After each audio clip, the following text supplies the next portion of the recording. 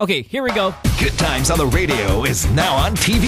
Okay, start your engine. Mo Twister. I wonder who we're going to run over today. This is going to be awesome. Mojo Jojo. Don't tell me what to do. I'm doing my makeup. I don't want to wrinkle my dress. Andy 9. Hi, I'm Andy 9. And Grace Lee. Hey, baby.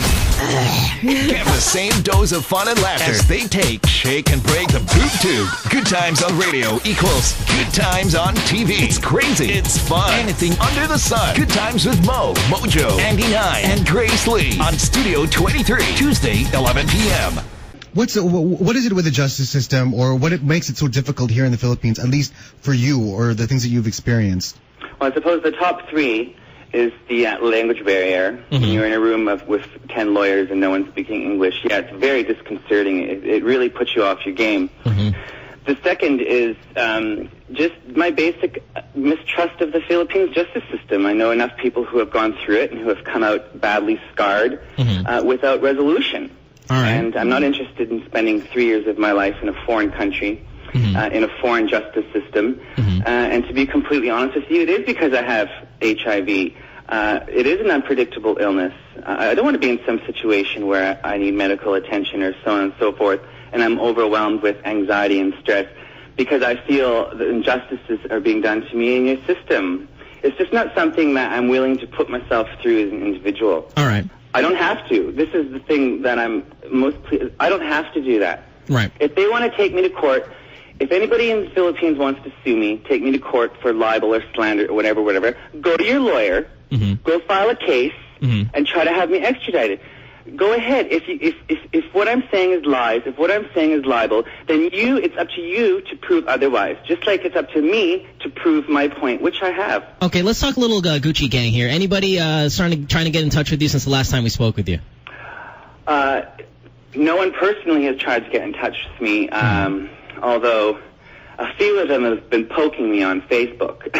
Okay. So it's an internet. They want me to know that I'm there. They want me to know that they're on my side, but they can't actually write anything because they're afraid I'm going to put it on my blog.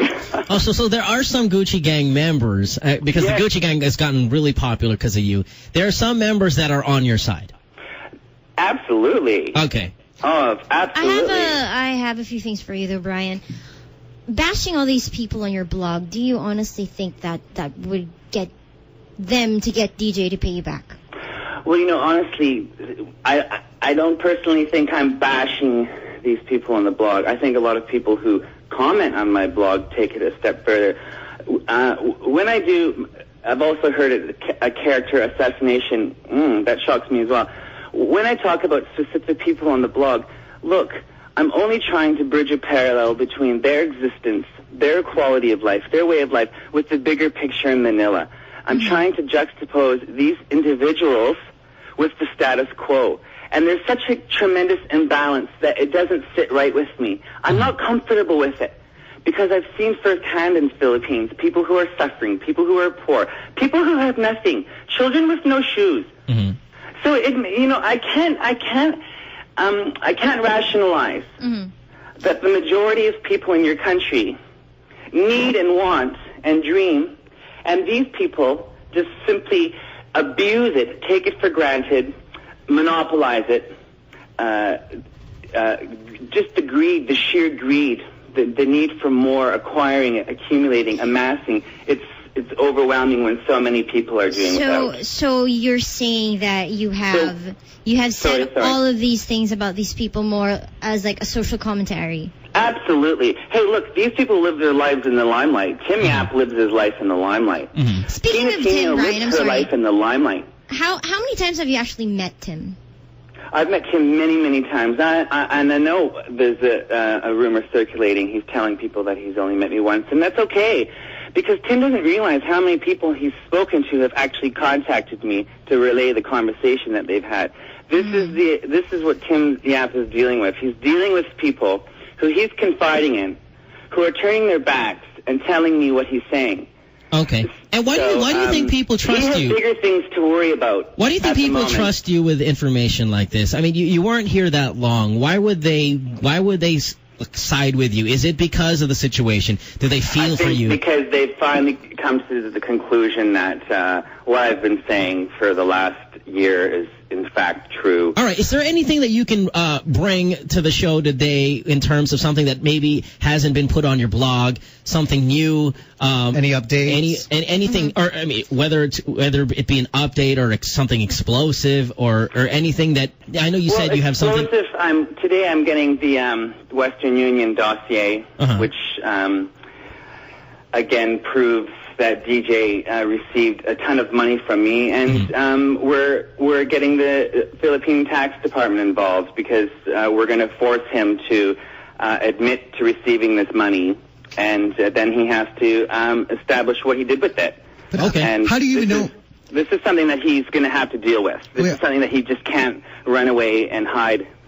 He has to actually deal with this now because there's going to be lawyers involved, and he'll have no choice but to answer these claims. Okay, a few quick questions before we come to a close here. Yeah, we gotta take a break now.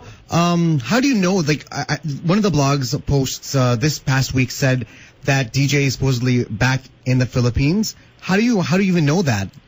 Because a member of his family contacted me.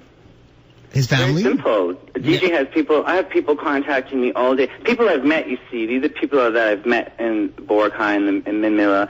People who I've developed friendships with. I may not have been in the Philippines for very long, but it was an action-packed year. Right. Let's just say that.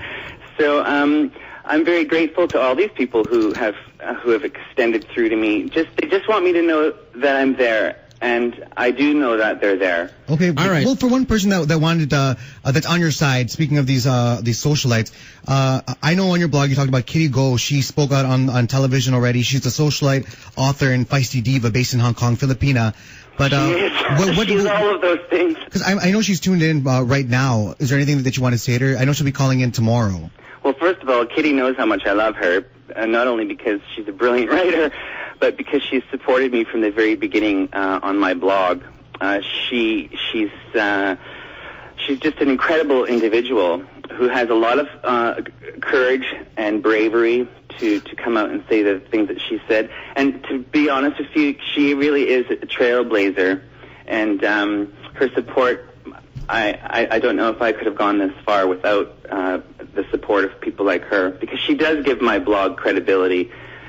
She does believe me. All right. And that's very important for me. Well, apparently a lot of people believe you. I mean, considering the amount of support you've gotten so far, Brian. You know, I don't put anything on my blog I can't prove. Oh, very good. And that's a great way. I don't put anything on my blog that I cannot substantiate with proof, either having been there myself or some other way. So I really want to make that point very clear. All right, well, keep it coming then, Brian. I mean, a lot of people are looking at your blog. You were on the front page of the newspaper at the Philippine Daily Inquirer earlier this week, where, I mean, you're up there with issues that's going around in the world and in the country, and you're right smack in the middle of that around here. So, you know, we got to go because we have a $69,000 phone bill here. Final question for Brian. Oh, yeah, go ahead, Bianca. Go ahead, one more.